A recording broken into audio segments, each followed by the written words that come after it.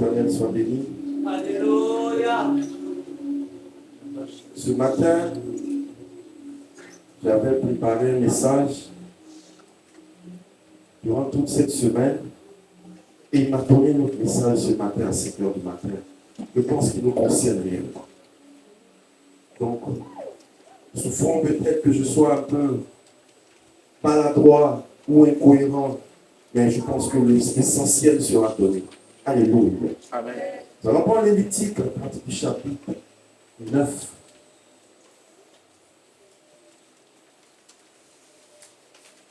Verset 1 à 4 d'abord.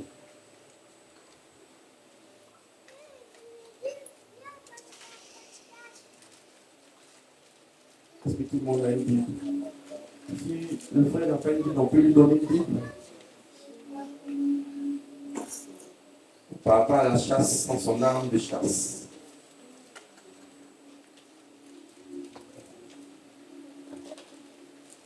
Et avant de commencer, j'aimerais qu'on accueille la maman de notre serviteur, qui nous fait l'honneur d'être présente ce matin.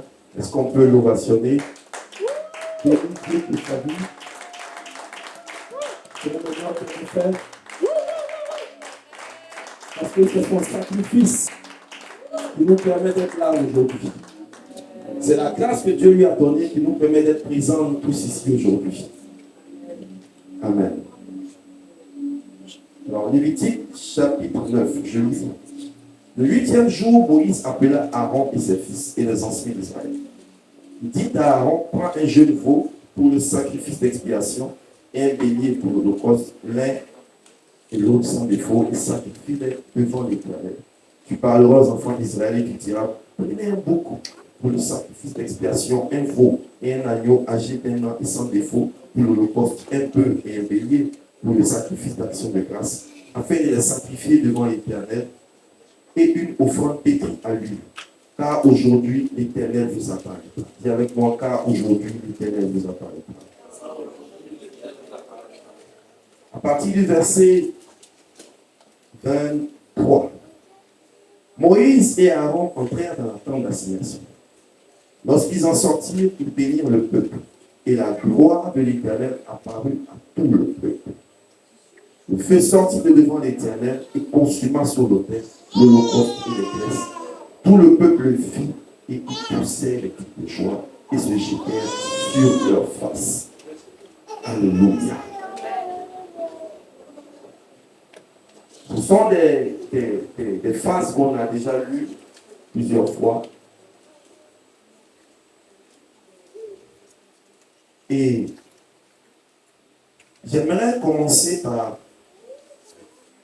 Je pensais, ça m'a rappelé un témoignage que j'avais entendu dans mes premières années de conversion. On me disait comme ça que dans une famille, il y avait des jumeaux. Des jumeaux qui se ressemblaient réellement. Très très, ils se ressemblaient beaucoup. Un peu comme moi et puis le serviteur. Et donc, ces jumeaux-là, ils se ressemblaient tellement, mais ils avaient des attitudes différentes. Et les parents étaient encore en vie.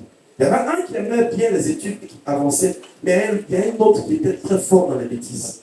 Il faisait beaucoup de conneries. C'était difficile à gérer. Vous savez, dans toutes les familles, généralement, il y a toujours un qui est un peu difficile à gérer comme ça. C'est lui qui est tout le temps dans les histoires de vol, les histoires d'agression, les histoires qui sont têtes, que toujours des histoires compliquées. Il va enceinter quelqu'un et fait des bêtises. Et la vie avance comme ça. Un jour, le père meurt. Ça ne dure pas également. La mère aussi s'en va. Et celui qui aimait les études, il a continué, il a avancé, il a réussi. Et un jour, il était à son balcon. Il regardait, il contemplait, on va dire le balcon. Il contemplait le paysage plutôt. Et il voit des gens qui poursuivent. Parce que ici, peut-être ça n'arrive pas, mais au bled, quand il y a un voleur, tout le monde s'y met. Ça peut voleur. La balance, ça le poursuit. Et il voit qu'il poursuit un voleur. Il regarde qui est ce voleur. C'est son frère jumeau. et qui était un peu blessé, tout ça, sali, tout ça. C'était plus compliqué, il avait du mal à avancer. Donc rapidement, il descend. Il lui dit, monte, donne-moi ton habit. Parce que durant toute leur enfance, ce jumeau, on va dire ce jumeau conscient, il ne cessait de parler à son jumeau, ressaisis-toi, remets-toi dans le droit chemin, mais l'autre n'écoutait pas. L'autre il avait sa vision de la vie qui était différente de la logique, qui était différente de ce qui est normal. Et donc, il remonte. Celui qui est blessé, on va dire, le vrai voleur remonte. Donc l'autre reprend ses vêtements dans l'espoir de pouvoir aller plus vite. Et puis, comme ça, échapper à la foule. Et hélas, il court, on le rattrape. Et on commence à le tabasser. Pendant ce temps, son autre jumeau a pu monter, il est sur le balcon, il le voit. Et pendant qu'il se le tabasser, l'autre le regarde. Dans ses yeux, il le regarde. Pour lui dire, je t'ai tout dit. J'ai essayé de te montrer tout ce que je pouvais, de t'expliquer, de donner tous les conseils que je pouvais. Mais aujourd'hui, je me donne moi-même en sacrifice pour que toi, tu sois sauvé. Et on le tabassait ainsi, et son dernier regard était rivé sur son jumeau, jusqu'à ce que son âme puisse le quitter. Et ainsi le jumeau est mort, et la foule pensait avoir tué le voleur, mais qui en réalité n'était pas le voleur, parce qu'il avait pris la place du vrai voleur. Il a payé ce prix. Et il a donné ce sacrifice-là. Alléluia. Et cette histoire m'avait marqué. Parce que je me suis dit, mais attends, comment tu peux te donner un sacrifice à la place de quelqu'un qui passe son temps à faire que des bêtises? Comment? Quelqu'un qui passe son temps à faire des bêtises, attends, il va goûter un peu le fruit de ces bêtises-là. Et comme ça, il comprendra ce que c'est que la vie. C'est pas ça la logique humaine? Il va faire un peu de prison, il va sentir le truc. Et donc ce sacrifice-là, en fait, c'était Jésus qui donnait sa vie. En fait, le jumeau conscient, en fait, c'est Jésus. Et le jumeau voleur, c'est toi et c'est moi, en fait, en réalité. C'est toi et c'est moi qui passions notre temps. C'est plus fort. Amen. C'est moi et toi qui passions notre temps à faire que des bêtises. Et c'est Jésus qui passe son temps à te choquer à l'oreille. Arrête ça, ne fais pas ça, fais ça, fais ça. Et il a tellement fait que pour bien te montrer que entre ce qu'il dit et ce qu'il te demande de faire, il n'y a pas de choses différentes, il se donne lui-même en sacrifice. Et ce matin, j'aimerais qu'on parle un peu de sacrifice. Le thème, c'est le feu ne s'éteindra pas sur l'autel. En réalité, s'il n'y a pas de sacrifice, le feu ne sert à rien. S'il n'y a pas de sacrifice sur l'autel, le feu ne servira à rien. Si tu as ton barbecue sur lequel il n'y a pas de viande, ça ne sert à rien d'allumer le feu. Tu vas faire du gaspillage. Ça ne sert à rien. Quel sacrifice tu donnes à Dieu? Quel sacrifice tu apportes devant l'Éternel? Ça fait plusieurs mois que nous donnons un message au travers de notre serviteur qui dit: le feu ne s'éteindra pas sur l'autel. Il a démontré toutes les choses, comment le feu, le bois, l'ensemble de ceci, de cela. Il a tout expliqué. Donc j'ai envie de dire, celui qui n'a pas compris, prière de se référer aux vidéos précédentes. Mais il a tout dit.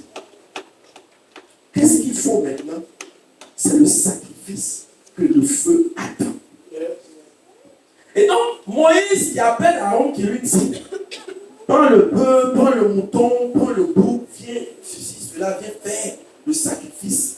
Et Aaron qui vient, qui fait le sacrifice. Et la Bible dit que l'Éternel devait apparaître ce jour-là.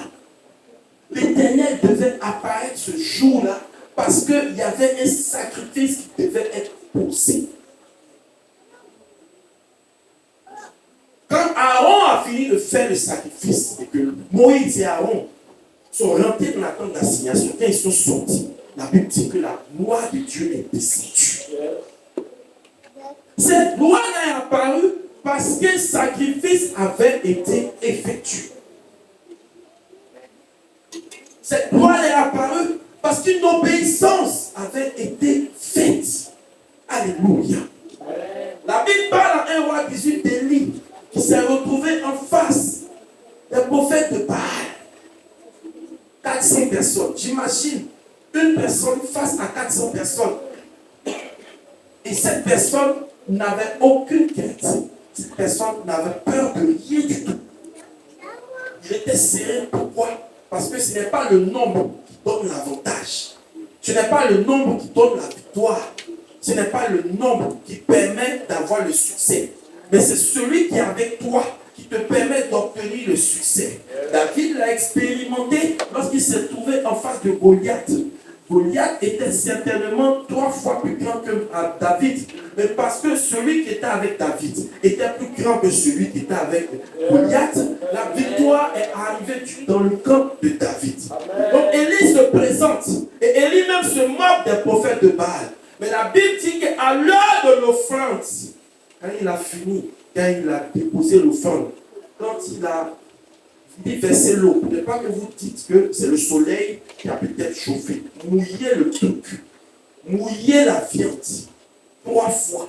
Quand c'est bien mouillé, quand il a présenté ça à Dieu, la Bible dit que le feu est descendu. J'ai une question. Quel est le sacrifice que tu as décidé de faire depuis que ce terme-là est donné? Qu'est-ce que tu faisais avant que tu ne fais plus maintenant? Ou qu'est-ce que tu as décidé, par exemple? Il a fallu 10 jours des apôtres pour que leur vie change et qu'aujourd'hui, ta vie et ma vie changent. Attendez-moi à Jérusalem. Ne quittez pas, n'allez pas vous balader. Ils sont restés ensemble pendant 10 jours. Je suppose que pendant ces 10 jours, ils n'ont peut-être pas eu le temps d'aller voir leur famille, d'aller voir leurs amis, de suivre leur projet. Et Pierre n'a pas eu le temps d'aller pêcher le poisson. Ils n'ont pas eu ce temps-là. Ils sont restés ensemble pendant 10 jours. Et Dieu a répondu par le feu. Si tu attends le feu, Dieu attend ton sacrifice. Amen. Si tu attends le feu, Dieu attend ton sacrifice. Le sacrifice de ton temps, le sacrifice de ton argent, le sacrifice de ta famille, le sacrifice de ton environnement, le sacrifice de tes yeux, le sacrifice même de tes pas. Dieu attend ce sacrifice. Est-ce que tu as décidé d'augmenter tes temps de prière, par exemple? Est-ce que tu as décidé d'augmenter ton temps de jeûne, par exemple? Est-ce que tu as décidé de te consacrer plus, par exemple? Est-ce que tu as décidé de faire monter Dieu un peu à la première place? Parce que la nouvelle série qui est sortie sur Netflix, là, vraiment, si je ne la termine pas, bon, Dieu peut attendre. Pendant la Coupe du Monde, il y en a qui se réveillaient à 1h, 2h du matin pour regarder les matchs. N'est-ce pas? 1h, 2h du matin pour regarder un match de football. Vraiment, avant, j'avais ce courage-là. C'est un peu comme avant, quand on était au bled, on pouvait rester pour regarder Miss Côte d'Ivoire. Après, il faut faire jusqu'à 2h du matin. Après, on va dire la Miss, tu dis quoi en fait? Tu quoi le truc? Mais les gens qui vont jouer, oui, ils vont jouer au dernier, mais après, ils vont recevoir des primes que toute ta vie, tu vas travailler, tu n'auras pas. Prime de match. Et après, tu as ta autre, tu fais 1h du matin. Ou bien tu vas aller dans la ville, une voiture va te connaître tellement va t'attendre de fêter la victoire. Personne ne te connaîtra, personne ne parlera jamais de toi. On dit il est mort comme ça, cadeau. Pendant que les Mbappé et autres vont recevoir des primes, que même tellement ils sont à l'aise, bon, je ne veux pas, je donne ça à des associations caritatives. Est-ce que vous voyez voyez un peu le parallèle. Pourtant, Dieu te réveille à 2 heures du matin. Tu te lèves, tu vas faire pipi. Tu reviens te coucher. Tu te réveilles à 3 heures du matin. Tu allumes ton téléphone, tu commences à scroller. Mais tu ne passes pas ce temps-là dans la prière. Le feu ne descendra jamais tant qu'il n'y a pas de sacrifice. Le feu ne descendra jamais tant qu'il n'y a pas de sacrifice. Je dis, c'est ce matin à 5 heures du matin. Ce que je dis là, je ne l'ai pas inventé. J'avais autre chose de prévu. Le feu ne descendra jamais tant que tu ne te sacrifies pas. Qu'est-ce que tu as augmenté dans ta relation avec le Seigneur? La Bible parle en Matthieu 25 des vierges folles et des vierges sages. 5 avaient anticipé, ils ont acheté l'huile. 5 se sont dit, dans le temps, à tout moment, on peut aller à Carrefour ou à Auchan acheter un peu d'huile. En oubliant que après 21h30, Auchan est fermé. Après 21h30, Carrefour est fermé. Et c'est là, comme un voleur, l'époux est arrivé. Réveillez-vous, l'époux est là. Donnez-nous un peu d'huile. Allez sur le vendeur. Allez prendre ça sur le vendeur. Pendant que vous passiez le temps à faire autre chose, nous avons anticipé. Si tu n'anticipes pas la préparation à faire descendre le feu, le jour où le feu descend, ce feu-là va t'oublier. Il va descendre sur les personnes qui ont déposé leur sacrifice sur le barbecue. Parce que tu n'as pas anticipé, tu n'as pas préparé cela. Tu n'étais pas dit que le Seigneur avait besoin de mon sacrifice. Je crois que les scientifiques disent que pour qu'une habitude, en fait, pour qu'une attitude devienne une habitude, il faut au moins 21 jours, je crois. C'est comme ça. Il faut la pratiquer pendant au moins 21 jours. 30. Voilà. Le docteur dit 30. Donc, il faut plusieurs jours en tout cas pour atteindre un niveau. Il faut plusieurs jours pour pouvoir prier au moins 1 heure de temps.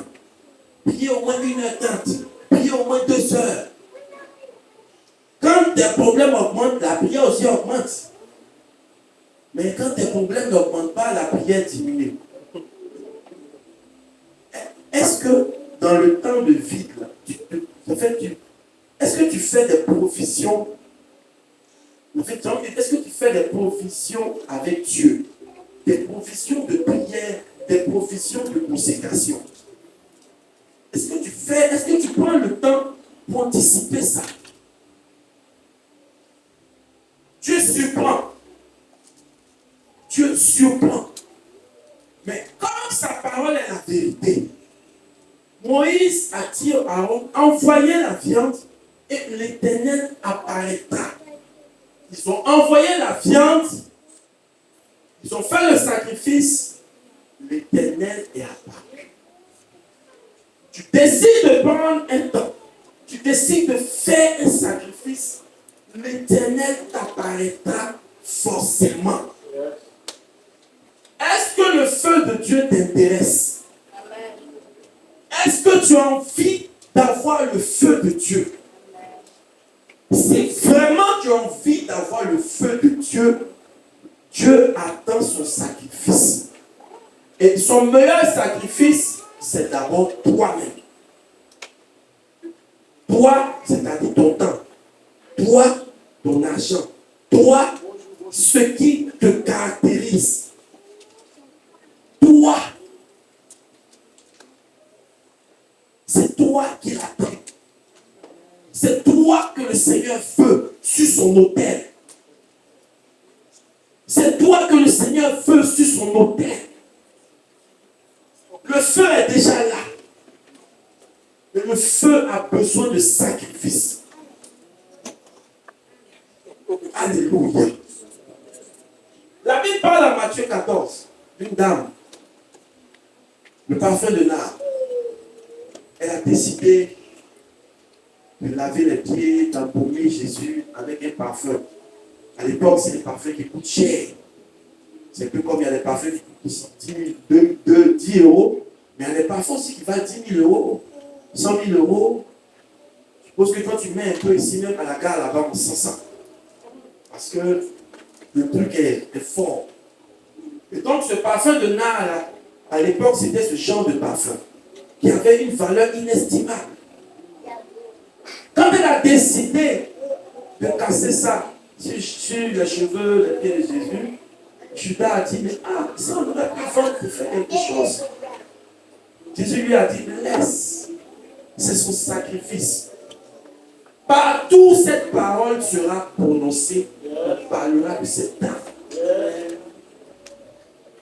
Aujourd'hui, moi, 2000 ans plus tard, je connais cette dame à cause du parfum de nard qu'elle a versé sur Jésus.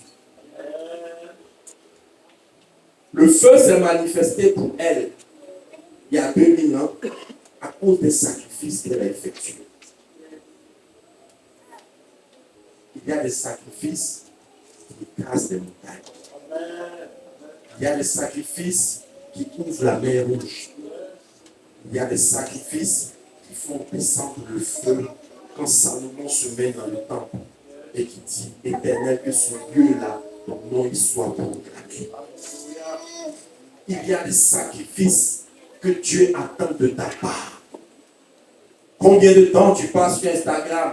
Combien de temps tu passes sur TikTok? Combien de temps tu passes sur ton téléphone? Combien de temps tu passes même au téléphone? Combien de temps tu passes loin de Dieu? Fais le bilan. Tu mets une barre, tu mets ton temps, tu mets Dieu et tu mets toi. Je ne sais pas si tu te réveilles à quelle heure. Donc, pour nous qui nous réveillons plus tôt, tu mets. Si c'est à 7 heures, tu mets 7 heures. À partir de 7 heures, qu'est-ce que tu fais? Jusqu'à 7 heures, je vais debout. Je moi-même me réveille sans prière. Je me lave. Bon, ceux qui se lavent. Je cours. Je prends le train. Après, je vais. Lui, j'appelle mon voisin. J'appelle ma copine. J'ai fait. Et tout ça à midi, je mange. Le soir, je viens. TF1. Lui, les histoires, le feu. Après, je vais regarder ma série Netflix le soir. 5 minutes, Seigneur, merci pour cette journée que tu m'as donnée. Alléluia, Amen. Oh. Est-ce que c'est fou? Amen. Est-ce que c'est fou? Et puis dimanche, ça a venu, le serviteur a fait une démonstration de tout son sacrifice qu'il a effectué durant la semaine. Le feu de Dieu, le feu doit descendre. Et puis quand Seigneur fait descendre le feu, a été demandé. Toute la semaine, tu étais où? Et puis c'est dimanche, tu te rappelles qu'il y a un feu qui doit descendre. Où tu étais? Quand je voulais passer du temps avec toi. Vous savez, j'ai recommencé à lire le livre Bonjour Saint-Esprit. C'est un livre qui est un peu fou. J'ai dit, j'ai l'impression que le Saint-Esprit, c'est un peu comme un ami, quelqu'un qui est à côté de toi. Le gars, il explique des choses et Saint-Esprit dit, non, le gars, il exagère quand même maintenant. Il dit, on l'appelle pour venir manger, il veut sortir. Le Saint-Esprit l'attend pour dire, encore 5 minutes, attends un peu. Il dit, Seigneur, quand moi aussi tu quand vas-tu m'attraper pour dire, attends un peu. Toi-même, tu es en train de prier, dès que ça vibre un peu.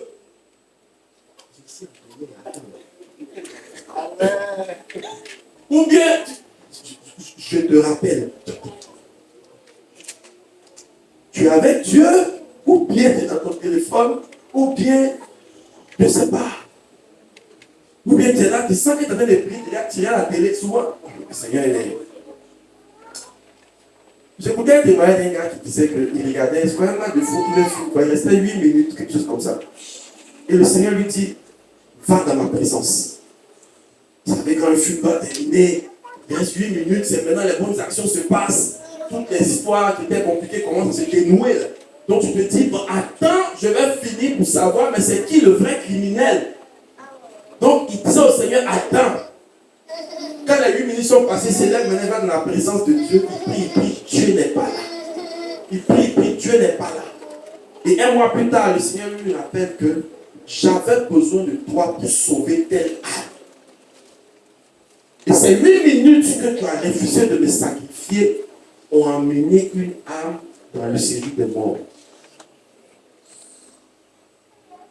8 minutes. C'est banal. C'est banal. Mais c'était beaucoup à ce moment. Quel est ton sacrifice? Quel est ton sacrifice pour que le feu de Dieu descende? Quel est ton sacrifice? Tu vivais dans l'impudicité, tu entends le feu de Dieu. Est-ce que tu as décidé d'arrêter? Tu payais peut-être plus ta dîme. Est-ce que tu as décidé de renouer ton action, ta relation avec Dieu? Tu avais gardé rancune contre ton frère, ta soeur. Est-ce que tu as décidé de laisser tomber?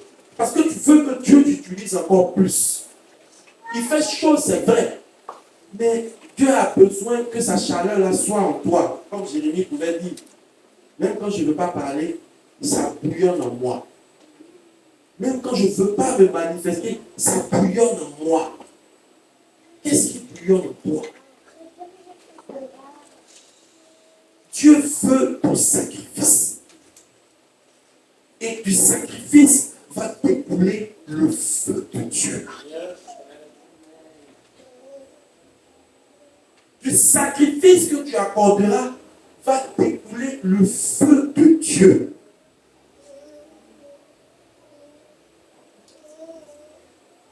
Le feu de Dieu n'est pas aussi loin qu'on le pense.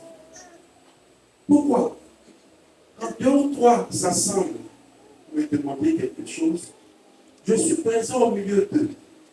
Donc il suffit qu'il y ait 2 personnes, Jésus est présent. Aussi simple que ça. Donc même si c'est toi et ton enfant, il est présent. Si c'est toi et ton ami, il est présent. Maintenant, si tu veux qu'il aille plus loin, va aussi plus loin avec lui. Comme on dit, plus tu veux élever ton immeuble, plus tu vas descendre. Donc plus tu déplaces comment on dit ça, la bâtie, comment on dit ce mot-là? La fondation, plus tu descends la fondation, plus tu pourras monter. Si tu n'as pas de fondation, demain si tu montes ton immeuble, ça va s'ébouler.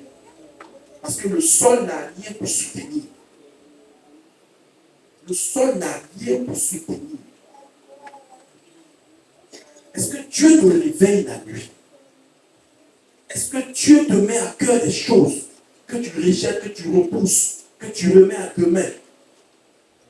Est-ce qu'il te met à cœur des choses avec lesquelles il veut travailler avec toi? Ressaisis-toi. Parce que le feu de Dieu descendra sur ceux qui ont décidé de passer ces 10 jours. Ils ont prié. La Bible dit qu'il y a eu un grand bruit, un coup. Il y a eu un bruit, un coup qui a fracassé le ciel. Et ce bruit-là, les lampes de feu sont descendues. Et après, ça s'est propagé dans la ville. Si tu ne pries pas, si tu n'accordes pas beaucoup de temps à Dieu, si tu n'accordes pas de sacrifice à Dieu, ce bruit-là, tu n'entendras pas. Ou bien tu l'entendras comme ceux qui étaient venus on va dire, en retraite dans la ville. C'est-à-dire que tu seras comme les autres là qui venaient. Qu'est-ce qui se passe? C'est comme ça, tu viendras comme les autres. Mais qu'est-ce qui se passe ici? J'étais avec eux, mais qu'est-ce qui se passe ici? Tu verras des personnes transformées. Tu verras des personnes qui déploient une présence de Dieu, mais tu ne pourras pas en bénéficier. Ou tu ne pourras pas être porteur de ce feu-là. Dans les derniers temps, je répandrai de mon esprit sur toute chair. Je répandrai de mon esprit sur toute chair. Si tu es une chair, cette parole est une promesse également pour toi. Mais comment on dit ça? Comme ça aime souvent le dire. On ne met pas un vieux verre dans des autres nouvelles. C'est-à-dire, on ne met pas n'importe quoi dans n'importe quel vase. Si ton vase n'est pas prêt à l'accueillir, mais cet esprit-là ne viendra pas. ce feu-là ne se manifestera pas. Donc, j'ai envie que ce terme-là ne soit pas qu'un slogan. Ou bien leitmotiv, présence de vie, là où le feu se manifeste. Ou bien le feu ne s'éteindra point sur nous. J'imagine quand le serviteur Serge met les trucs sur WhatsApp et YouTube. Quand tu vois ça, on dit waouh, le feu de Dieu ne s'éteindra pas. Donc dans ta tête, comment ton intelligence doit voir ça? Waouh, il y a feu dans ce coin. Mais que ce ne soit pas que dans la tête. Qu'il y a aussi des personnes qui manifestent ce feu. Et ces personnes qui manifestent ce feu sont des personnes qui ont apporté leur sacrifice. Qui ont apporté leur sacrifice. Seigneur, je me livre à toi. Je décide de donner mon temps. Tous les jours à minuit, 1h, je suis là pour toi. Tous les jours, 2h, 3h, je suis là pour toi. On a mis la prière de Laurent à 5h du matin. C'est toujours les mêmes. Pourtant, 5h du matin, c'est tellement une bonne heure pour prier. C'est tellement une bonne... Peut-être que vous ne savez pas, mais en fait, avant que le soleil ne se lève, c'est un peu comme si la terre, c'est comme de l'argile. Vous voyez l'argile? Donc, si tu prends l'argile et tu mets ton doigt dedans, quand le soleil tape, ça fait quoi?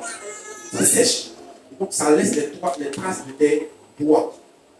C'est un peu ce que fait la prière quand tu pries à l'Europe. C'est-à-dire qu'à l'Europe, tu commences à déclarer, je déclare que ma journée est belle. Je déclare que j'avance. Je déclare que je prends autorité ce matin sur cette situation où je vais. Je déclare que je réussis. Je déclare au nom de Jésus que le feu ne s'éteindra pas dans ma vie. Je déclare que mon frère est malade, et qui est malade plutôt est guéri. Je déclare que toute plante que n'a pas planté mon Père Céleste est déracinée. En réalité, tu es en train de s'aimer des choses, tu es en train de placer, poser ton poids dans l'argile comme ça, à 5h du matin. Quand le soleil tape maintenant, celui qui voudra venir enlever ton poids, il le pourra. Parce que la trace est là. Mais à 5h du matin, c'est là où tu passes la vitesse même. Maintenant, il y a un homme qui paye le prix. Le prix du sacrifice amène le feu de Dieu. Je ne suis pas en train de dire forcément qu'il faut te connecter au temps de prière et autres, mais il y a une discipline déjà à avoir qui permet au feu de descendre. Il y a une discipline. Toute chose, il y a une discipline. Mbappé ne s'est pas réveillé un matin et puis son nom a pris la terre entière. Le talent, certes, le travail en plus. Le talent, certes, le travail en plus. Bon, eux, dans le monde encore, ils font plus encore des sacrifices. Ils vont adorer des divinités, ils vont faire des choses, ils vont livrer leurs enfants. Eux, ils font leurs sacrifices. On voit le résultat. Dieu veut aussi que le résultat se manifeste. Car aujourd'hui, l'Éternel vous apparaîtra. Donc, quand Moïse lui a dit, envoie le bélier, le bouc, le fer, c'était dans le but que l'Éternel apparaisse. Donc, l'Éternel est apparu parce que le sacrifice a été fait comme il devait être fait. Lorsque Akan a décidé de voler le lingot d'or et le manteau de Chinéa, l'Éternel n'était plus avec Israël. C'est pourquoi il y a eu 36 personnes qui sont mortes. Tout sacrifice a une conséquence. Tout sacrifice est un prix qui amène une conséquence. Nos frères musulmans savent très bien ce que c'est. Envoie un mouton, on va sacrifier. Envoie un bœuf, on va sacrifier. Parce qu'ils rentrent dans le spirituel pour des choses. Toi, tu dors. Tu ne sais pas où se trouve ta photo. Tu ne sais pas où se trouve ton nom. Tu ne sais rien. Et puis, on dit, il faut prier, tu dors. Et puis, j'essaye, je ne comprends pas, ça n'arrive pas, je fais ci, je fais là. Il peut y avoir des adversités. Dieu peut t'amener à vouloir te challenger pour te faire passer certaines situations. Mais il y a des situations, toi-même, tu regardes au fond, tu sens que ça, là, c'est pas normal. Et puis, tu prends, tu dors. Tu te réveilles matin comme tout le monde. Matin, tu prends ton train, ton café, ton train, tu vas au travail, tu manges à midi, tu reviens le soir, TF1, la série Netflix. Seigneur, merci. À demain.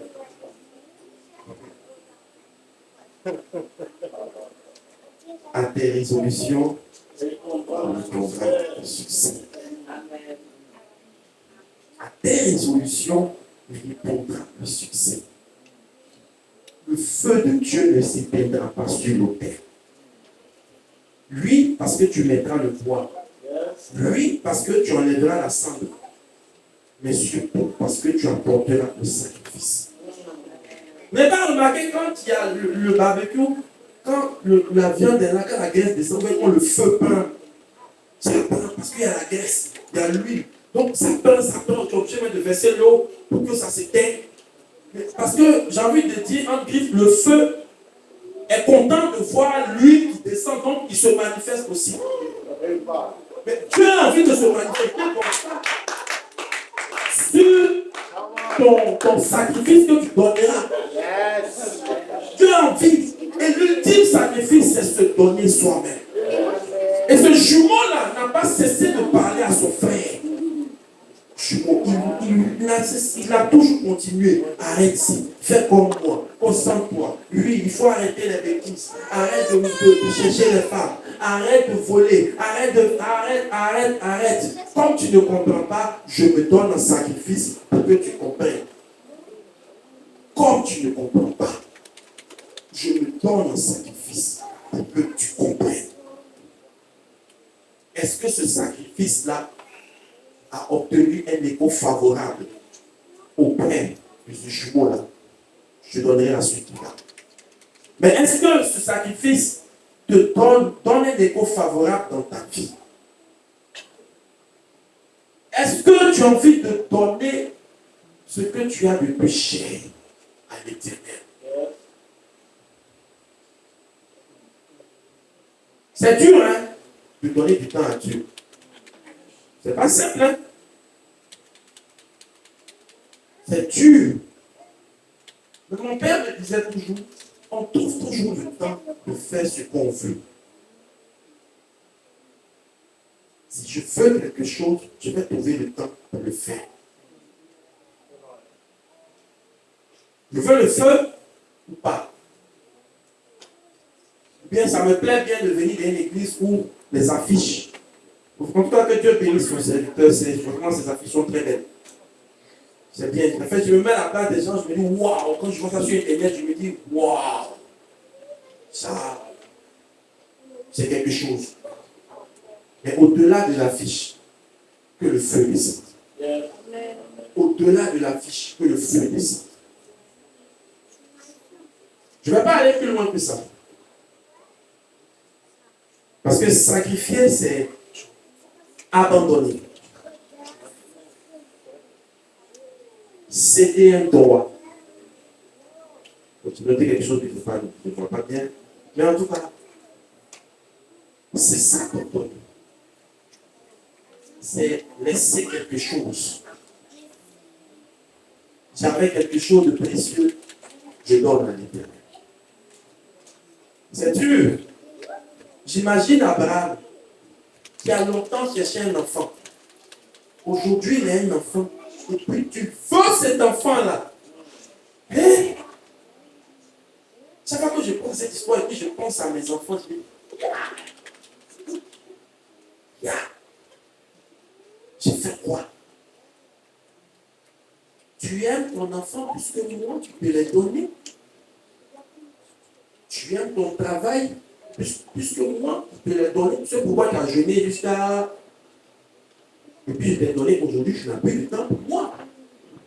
C'est ça. Je vais brosser un peu pour que tu saches de quoi on parle. Et Abraham qui se lève et qui dit va. Et comme l'Éternel a vu l'intention de son cœur, arrête. J'ai compris réellement que j'avais plus de place dans ton cœur que toute chose. Je l'ai compris. Si Dieu fait ce test-là aujourd'hui,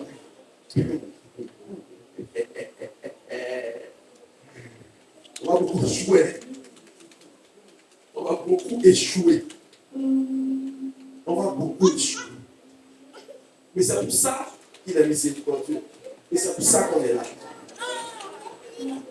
C'est pour ça qu'on est là, pour que le Seigneur vraiment nous aide. Nous aide vraiment à nous offrir. Romains 12, verset 1. C'est pas là que je vais terminer.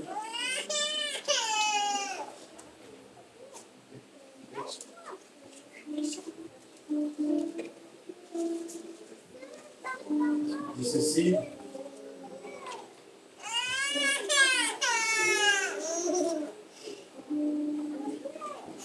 Romains 12, verset 1. Je vous exhorte donc, frères, par la compassion de Dieu, à offrir vos corps comme un sacrifice saint, agréable à Dieu, ce qui sera de votre part un culte raisonnable. Je vous exhorte à offrir vos corps. Bon. Le corps, c'est la vie. Donc, je vous exhorte à vous offrir déjà. Mais quand tu finis d'offrir ton corps, la Bible dit que les 24 vieillards ont jeté leur couronne. Parce que je suppose que cette couronne-là avait une valeur inestimable. On reconnaît un roi à ses apparats. Quand il porte sa couronne, quand il porte sa cape avec son sceptre, on sait que ça, c'est le roi qui est là. Quand on voit le cortège du président passer, on sait que ça, c'est le cortège du président. Mais quand tu passes seul dans ta voiture blanche, on sait que tu n'as pas de garde du corps. Et ces 24 vieillards ont jeté ça. Ils ont jeté tout ça. Seigneur, prends. Seigneur, voici.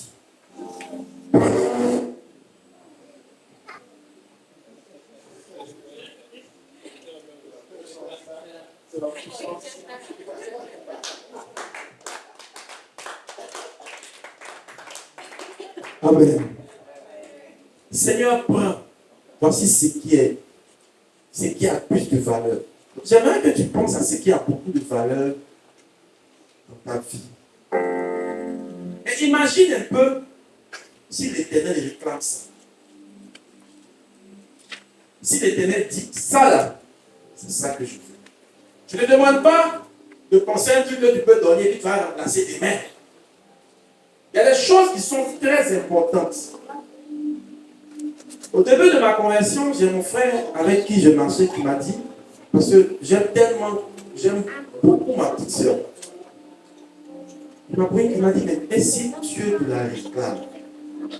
Hein?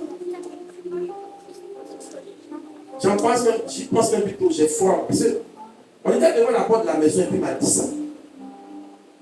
Je venais de me convertir, c'est peut-être ça faisait quelques mois. Il faut imaginer le feu. Il dit, mais si Dieu te la réclame. Il a dit en rigolant.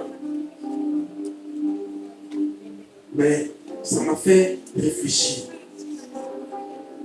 Donc j'aimerais que tu penses à ces choses-là. Quelque chose qui pourrait te faire mal. Ton Isaac, voilà, ça c'est bien dit. Ton Isaac. Quel est ton Isaac? Dieu veut ton Isaac ce matin sur son autel. Dieu veut ton Isaac ce matin. Quand dimanche prochain on va venir, quand le serviteur va se mettre à faire prier, qu'il n'ait pas besoin de te motiver. Moi ça me fatigue quand on dit qu'on motive les gens à prier là. Je ne comprends pas en fait. Pourquoi on va te motiver à prier? Ou bien on attend que le piano joue un peu et puis l'effet du piano va, du surf, en fait, tu la vague du piano, puis c'est... On a fait une veillée ici, il n'y avait pas le courant. J'ai aimé. C'est chaque vendredi, on a fait une veillée que Dieu coupe le courant comme ça. Que son nom soit élevé. Parce que comme ça, c'est pas piano, c'est pas quelqu'un qui a te dit prie. C'est toi et Dieu. Donc soit tu pries, ou bien soit tu ne pries pas. Donc il n'y a pas de demi-mesure. Donc c'est un peu dommage quand on est obligé de dire lève-toi, ouvre la bouche, prie, prie, prie. Pourquoi même? Pourquoi? Celui qui t'a créé, c'est pas suffisant. Tout à l'heure, tu as chanté tout en moi connaît que tes œuvres sont parfaites. Toi qui as créé le ciel et la terre. C'est tout ça. Et puis on dit de l'adorer. Tu hésites ou bien tu es timide. Mais il va te retirer ce que tu as de chair là. Et puis on va voir. Et puis on va voir. On va voir. Je t'ai entendu ce témoignage. J'avais une soeur avec qui on priait. Très belle. Qui priait beaucoup. Et malheureusement, elle n'a pas eu son BTS. Mais elle a chuté d'une manière. Et un jour, j'étais à une retraite. Quand je vais sortir rapidement, je passais devant un maquis, je la vois dans un accoutrement compliqué avec un gars à côté, l'autre à gauche. Pourtant, elle avait la prière de feu dans sa bouche. Je l'ai saluée et j'ai été triste en moi. Parce que Dieu ne m'a pas donné ce que je voulais. Parce que j'ai échoué à mon examen. Donc moi aussi, j'abandonne le Seigneur. Mais le Seigneur va te réclamer Isaac. Il va te réclamer Isaac. Imaginez-vous un peu si David avait décidé d'abandonner Dieu quand, on va dire, le grand frère de Salomon est mort. Imaginez un peu. Imaginez un peu. Quel est ton sacrifice? Quel est ton sacrifice? Alléluia. Si tu as compris, on va prier. C'est entre toi et ton Dieu. Tu vas dire à Dieu, voilà le sacrifice que je vais te donner.